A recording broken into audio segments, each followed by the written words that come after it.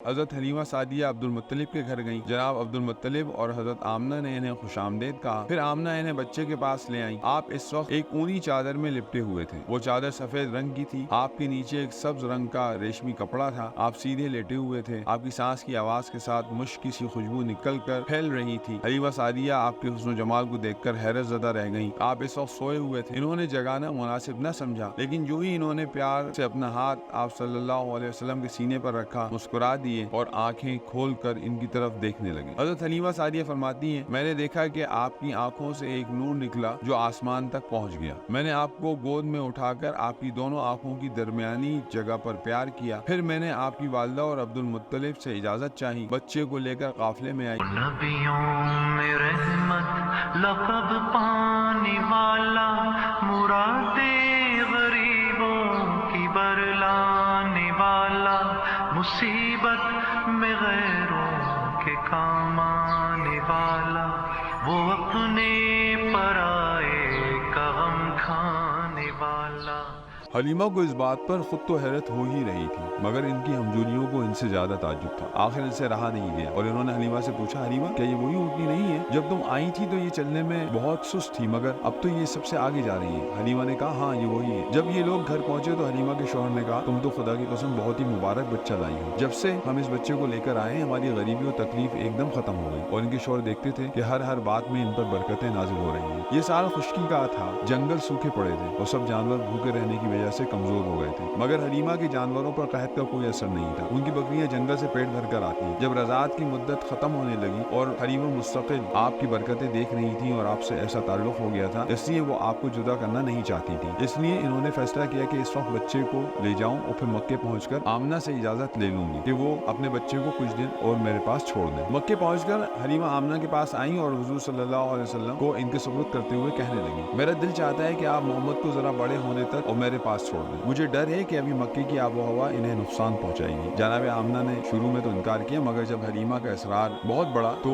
انہوں نے اجازت دے دی۔ حلیمہ فوراً حضور صلی اللہ علیہ وسلم کو لے کر پھر اپنے گاؤں میں آ گئی۔ حلیمہ اور ان کے شوہر دل و جان سے آپ کو چاہنے لگے اور ہر وقت آپ کو اپنے ساتھ رکھتے تھے۔ جب آپ کی عمر 4 سال سے زیادہ ہو گئی تو آپ کبھی کبھی اپنے رضائی بھائی اور بہن کے ساتھ بکریاں لے کر جنگل جانے لگے۔ ایک روز آپ حلیمہ سے اجازت لے کر بچوں کے ساتھ بکریاں چرانے جنگل چلے گئے۔ وہاں آپ ایک جگہ بیٹھ کر بکریوں کی دیکھ بھال کرنے لگے اور دوسرے بچے کھیل کود میں لگ گئے۔ جب دوپہر کا وقت ہو گیا تو اچانک حضرت جبرائیل علیہ السلام آپ صلی اللہ علیہ وسلم کے پاس آئے اور انہوں نے آپ کو چت ہٹا دیا۔ پھر انہوں نے آپ کا سینہ چاک کر کے اس میں سے دل نکالا اور اس کو دھو کر واپس رکھ دیا۔ پھر انہوں نے آپ کا سینہ برابر کیا اور واپس چلے گئے۔ دوسرے بچے یہ منظر دیکھ کر ڈر گئے۔ وہ سیدھے حلیمہ کے پاس پہنچے اور انہیں بتایا کہ کسی نے محمد کو قتل کر دیا۔ وہ دونوں ہی سنتے ہی بدحواس ہو کر آپ کے پاس آئے۔ دیکھا تو آپ جنگل میں ڈرے ڈرے کھڑے ہیں۔ حلیمہ کے شوہر نے ایک دم آپ کو اپنے سینے سے لگا لیا اور چمکار کر اصل بات پوچھی۔ آپ نے انہیں بتلایا کہ میرے پاس 2 آدمی آئے، انہوں نے مجھے پکڑ کر سیدھا لٹایا، پھر انہوں نے میرا سینہ چاک کر کے کوئی چیز نکالی اور دوبارہ سینہ برابر کر کے چلے گئے۔ اس واقعے سے دائیں حلیمہ اور ان کے شوہر بہت ڈر گئے کہ آپ کو کہیں کوئی نقصان نہ پہنچ جائے۔ اس لیے اس کے بعد جلدی دائیں حلیمہ حضور صلی اللہ علیہ وسلم کو لے کر مکے آ گئی اور جناب آمنہ کے سپرد کیا۔ جناب آمنہ نے حلیمہ کے چہرے پر پریشانی کے آثار دیکھ لیے تھے، جس پر آپ نے ان سے پوچھا، تم پریشان نظر آتی ہو۔ حلیمہ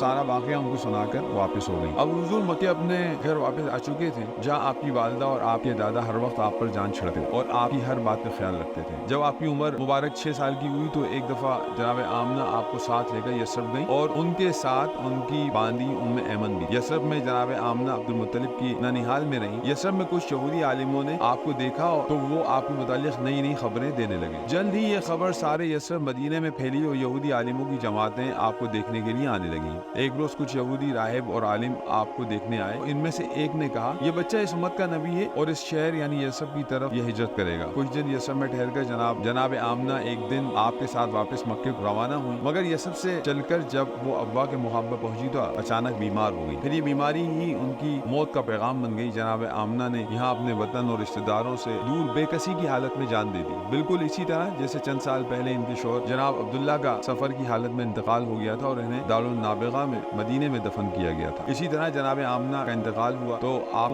ایمن نے وہیں ابوا کے مقام پر دفن کر دیا اور حضور کو دلاسا دیتی ہوئی واپس مکے آ گئی۔ جب آپ کی والدہ کا سایہ بھی آپ کے سر से उठ गया तो अब आपके दादा हजरत अब्दुल मुत्तलिब ने आपकी परवरिश और तरबियत अपने जिम्मे ले ली। अब्दुल मुत्तलिब आपसे बेहद मोहब्बत करते थे, वो हर वक्त आपको अपने साथ रखते थे और आपको खुद अपने बेटों से भी ज्यादा चाहते थे। उधर घर में आपकी खबरगिरी और देखभाल उम्मे ऐमन करती थी। अब्दुल मुत्तलिब अक्सर उन्हें ताकीद किया करते थे कि मेरे बेटी की तरफ से कभी बेपरवाही मत करना। इस तरह आप अपने दादा की शफकत और मोहब्बत की वजह से अपनी वालिदा का गम भूल गए। मगर अभी 2 साल ही गुजरे थे कि अब्दुल मुत्तलिब भी इस दुनिया से रुखसत हो गए। इस वक्त आपकी उम्र मुबारक 8 साल थी। ये उम्र ऐसी थी कि आप गम और खुशी को पूरी तरह महसूस फरमा सकते थे। इसीलिए अब्दुल मुत्तलिब की वफात का सदमा आपको बहुत ज्यादा हुआ। अपने शफीक को मोहब्बत करने वाले दादा की मौत पर आपकी आंखों में आंसू आ गए और आप मुद्दत तक उन्हें याद करते रहे। आपके इस दुनिया में तशरीफ लाने से पहले ही हर कौम के आलिम व कहान आपका इंतजार कर रहे थे। उन्होंने पिछले नबियों की आसमानी किताबों में पढ़ा था कि फला जमाने में और फला जगह एक जबरदस्त नबी जाहिर होंगे जो सारी दुनिया के लिए खुदा ताला का पैगाम लाएंगे। इनमें बहुत से आलिम तो ऐसे थे जो आपका इंतजार कर रहे थे और तमन्ना करते थे कि इस आखिरी नबी की शरीयत पर चलें, लेकिन कुछ काहिन वगैरह ऐसे थे जो आपके ज़रूर से डरते थे, इसलिए कि आपके आने के बाद इनकी इज्जत करने वाला कोई ना रहेगा। जब आप पैदा हुए तो आप में वो सारी निशानियां मौजूद थी जो आसमानी किताबों में लिखी हुई थी। इसीलिए जब भी कोई काहिन और आलिम आपको देखता तो वो फौरन पहचान लेता था आप ही वो आखिरी नबी हैं जिनकी खबरें सब देते आए। दाया हलीमा आकाश के मेले में गई। इस जमाने में हुजूर उनके पास थे, इसलिए वो आपको भी अपने साथ ले गई। मेले में एक बहुत बड़ा काहिन आया हुआ था। वो बच्चों को देखकर उनके मुस्तकबिल का हाल बताया करता था। जब उसने हुजूर को देखा तो वो एकदम चीखने लगा, कुरैश के लोगों, एक ग्रोह कुरैश। लोग एकदम उसके चारों तरफ जमा हो गए, पूछने लगे कि क्या बात है। काहिन ने उनसे कहा, अगर तुम अपनी भलाई चाहते हो तो इस बच्चे को फौरन कत्ल कर दो। हलीमा ने ये बात सुनी तो फौरन वहाँ से आपको लेकर चुपचाप से निकल गई और तेजी के साथ अपने घर की तरफ रवाना हुई। उधर कुरैशियों ने काहिन से पूछा कि वो लड़का कौन है, कहाँ है। काहिन ने कहा, वो अभी अभी तो यहाँ था। कुरैशी बगैर समझे ही इधर उधर देखने लगे। जब उन्हें वहाँ कोई बच्चा नजर नहीं आया तो इन्होंने काहिन से कहा, यहाँ तो कोई लड़का नहीं है, फिर ये कि हम इसको किस वजह से कत्ल कर दें। काहिन ने बताया, वो तुम पर गालिब आ जाएगा और तुम्हारे खुदाओं यानी बुतों और दीन को मिटा कर रख देगा। अब लोगों ने वहाँ आपको बहुत तलाश किया, लेकिन हलीमा उस वक्त तक आपको कहीं की कहीं ले जा चुकी थी और वो सब थक हार कर बैठ गए। इसी तरह एक दफा कबीला बनी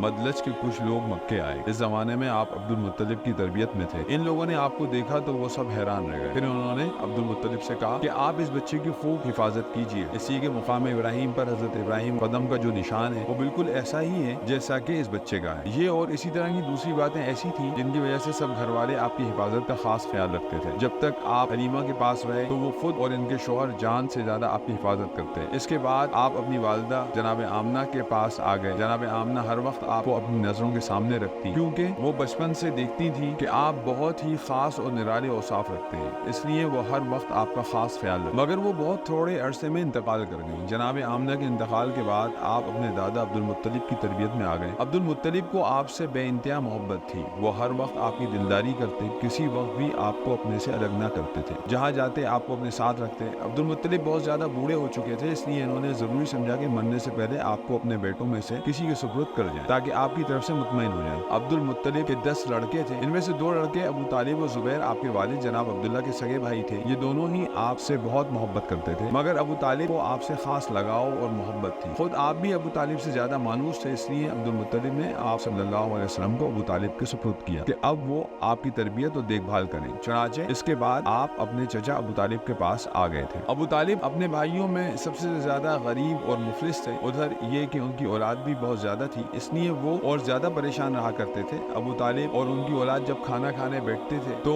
इनमें से कभी किसी का पेट नहीं भरता था, इसलिए कि खाना थोड़ा होता था। मगर जब आप सल्लल्लाहु अलैहि वसल्लम अबू तालिब के घर आ गए तो उन सब ने देखा कि जिस दिन सबके साथ आप भी खाना खाने बैठे तो हर एक का पेट भर जाता। इसीलिए अबू तालिब ने अपने बेटों को ताकीद कर दी कि जब खाना खाने बैठो तो अपने भाई मोहम्मद को जरूर शरीक कर लिया करो। ये और ऐसी बहुत सी बातें देखकर आपसे अबू तालिब की मोहब्बत और ज्यादा बढ़ गई। वो हर वक्त आपका ख्याल रखते, कोई बात ऐसी ना होने देते जिससे आपको तकलीफ हो। हर वक्त आपको अपने साथ रख, यहाँ तक कि रात को भी अपने पास सुलाते। गर्ज ये कि वो बात बात में आपके आराम और खुशी का ख्याल रखते और आपको अपने बेटों से भी ज्यादा चाहते। आप सल्लल्लाहु अलैहि वसल्लम को अपने चचा अबू तालिब के पास रहते हुए 4 साल गुजर गए। अब आपकी उम्र मुबारक 12 साल से कुछ ज्यादा हो चुकी थी। आप एक खूबसूरत और वजीह नौजवान मालूम होते थे। इस थोड़ी सी उम्र में ही आपकी हर बात ऐसी थी जिसे देखकर सब ताज्जुब करते थे और आपकी इज्जत करने पर मजबूर हो जाते थे। आपकी गुफ्तगू, आपकी चाल ढाल, आपके तरीके ऐसे थे जैसे बावकार लोगों के होते। जब कहीं बच्चे खेलते होते और आप भी वहाँ मौजूद होते तो आप उनके साथ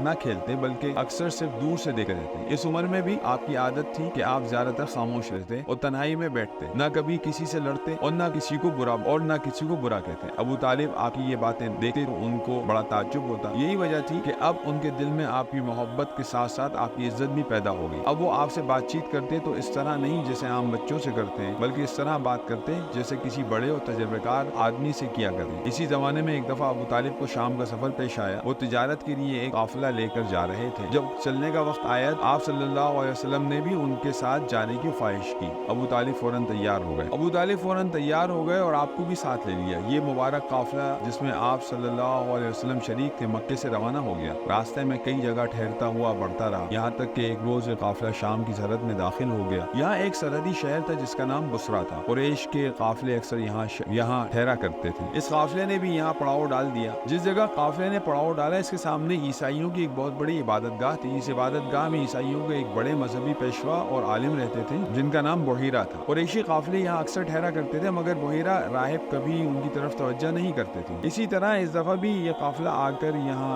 ठहर गया। सब लोग सुस्ताने लगे, लेट बैठ गए। उसी वक्त काफिले में बुहैरा का कासिद आया। इसने आकर बुहैरा की तरफ से ये पैगाम दिया कि कुरैशियों, मैंने आपकी दावत के लिए खाना तैयार कराया है, इसलिए आज आप मेरे साथ खाना खाएं, मगर हर छोटा बड़ा आए, कोई आदमी रह ना जाए। कुरैशियों को इस दावत पर बहुत हैरत हुई, इसलिए वो हमेशा से इस जगह ठहरते आए थे, मगर बुहैरा राहिब ने कभी उनकी दावत नहीं की। इसीलिए वो सोचते थे कि आज क्या खास बात हुई है जो राहिब ने हमारी दावत की। गर्ज यही सोचते हुए सब काफिले वाले इबादतगाह में राहिब के पास पहुंच गए, मगर ये लोग आप सल्लल्लाहु अलैहि वसल्लम को पड़ाव में ही छोड़ गए। इन्होंने ख्याल किया कि आप बच्चे हैं, इसलिए आपको साथ ले जाना जरूरी नहीं। जब ये लोग राहिब के पास पहुंचे तो एक कुरैशी ने बुहैरा से कहा, बुहैरा, आज तो आपने बिल्कुल नई बात की है। हम यहाँ से अक्सर गुजरा करते हैं, लेकिन आप हमारी दावत नहीं करते, फिर आज क्या नई बात है? बुहैरा ने जवाब दिया, ये बात तो ठीक है, मगर आप लोग हमारे पड़ोस में आकर ठहरे, इसलिए हमारे मेहमान हैं। मैंने चाहा कि आपके एजाज में आपकी मेजबानी कर। बुहैरा ने अपनी मजहबी किताबों में आप सल्लल्लाहु अलैहि वसल्लम की निशानियां पढ़ी थी और वो ये जानते थे कि अब दुनिया के आखिरी उम्मत के नबी आने वाले हैं। इस दफा जब कुरैशी काफिला यहाँ आकर ठहरा तो उन्होंने देखा कि बादल का एक टुकड़ा एक काफिले वाले पर मुस्तकिल साया किए हुए, और उनके साथ साथ अब राहिब ने देखा कि ये बादल एक नौजवान लड़के पर साया किए हुए। फिर वो नौजवान एक दरख्त के नीचे बैठे तो बदली दरख्त पर आ गई। बुहैरा ने इस नबी की जो निशानियां पढ़ी थी उनमें से ये भी थी कि इन पर एक बादल साया किए होगा। इसीलिए इन्होंने अपना इत्मीनान करने के लिए सब काफिले वालों की दावत की ताकि खुदा के रसूल को करीब से देखे। चुनांचे जब वो लोग आ गए तो बुहैरा ने इन सब पर अलग अलग नजर डाली, मगर इनमें से किसी के साथ वो निशानी नजर न आई। इसीलिए राहिब ने फिर कुरैशियों से कहा, कुरैशियों, आज आप में से कोई रहा तो नहीं? काफिले वालों ने बताया कि हम सभी आ गए, सिर्फ एक बच्चे को छोड़ा है, वो कम उम्र है, इसलिए हमने साथ लाना जरूरी नहीं समझा। मगर राहिब ने फिर इसरार किया कि कोई भी गैर हाजिर नहीं होना चाहिए। चुनांचे आप ताया हारिस जाकर आपको भी ले आए। राहिब ने देखा कि जब आप सल्लल्लाहु अलैहि वसल्लम आ रहे थे तो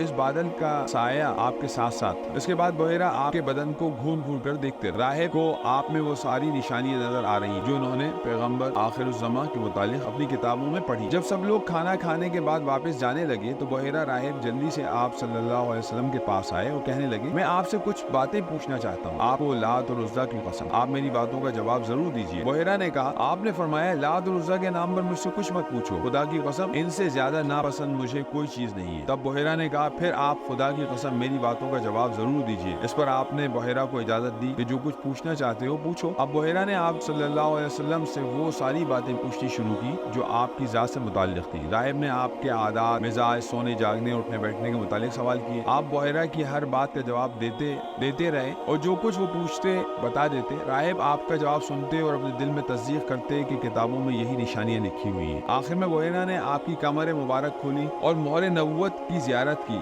जो दोनों मोड़ों के दरमियान में थी। बुहैरा ने फौरन इसको बोसा दिया। इसके बाद बुहैरा राहिब आपके चाचा अबू तालिब के पास आए और उनसे पूछने लगे, ये बच्चा तुम्हारा कौन है? अबू तालिब ने कहा, ये मेरा बेटा है। बुहैरा ने इनकार में गर्दन हिलाकर कहा, नामुमकिन, ये हो ही नहीं सकता कि इस बच्चे का बाप जिंदा हो। अबू तालिब को बहुत हैरत हुई, मगर इन्होंने कहा, मेरे भाई का बेटा है। राहिब ने पूछा, और उनके बाप? अबू तालिब ने कहा, उनका इंतकाल उस वक्त ही हो गया था जब ये अपनी माँ के पेट में थे। राहिब ने कहा, तुम ठीक कहते हो। फिर उन्होंने आपकी वालिदा के मुतालिक पूछा कि वो जिंदा है या नहीं। अबू तालिब ने बताया कि उनका भी इंतकाल हो चुका है। तब बुहैरा ने अबू तालिब से कहा, सच कहते हो, बस अब जाओ और अपने भतीजे को फौरन इसके वतन पहुंचा दो, मगर इनको हमेशा यहूदियों से बचाए रखना, वरना खुदा की कसम अगर इन पर उनकी नजर पड़ गई और मेरी तरह वो भी इनको पहचान गए तो इनकी जान के दुश्मन बन जाएंगे। इसलिए तुम्हारा ये भतीजा निहायत अजीम और ऊंचे मर्तबे का इंसान है। ये समझ लो कि मैंने तुम्हें नसीहत करके अपना फर्ज पूरा कर दिया, बस अब फौरन इन्हें लेकर वापस चले जाओ। अबू तालिब खुद भी देखते थे कि उनके بھتیجے عام بچوں جیسے نہیں ہیں بلکہ وہ بہت ہی خاص خوبیوں کے مالک ہیں، اسی لیے وہ سمجھ گئے کہ بحیرہ راہب ٹھیک کہہ رہے ہیں۔ چنانچہ ابو طالب آگے نہیں گئے بلکہ یہیں سے آپ صلی اللہ علیہ وسلم کو لے کر مکے واپس آ گئے۔ مزید ویڈیوز کے لیے چینل کو لائک اور سبسکرائب کرنا نہ بھولیں۔ بلغ العلا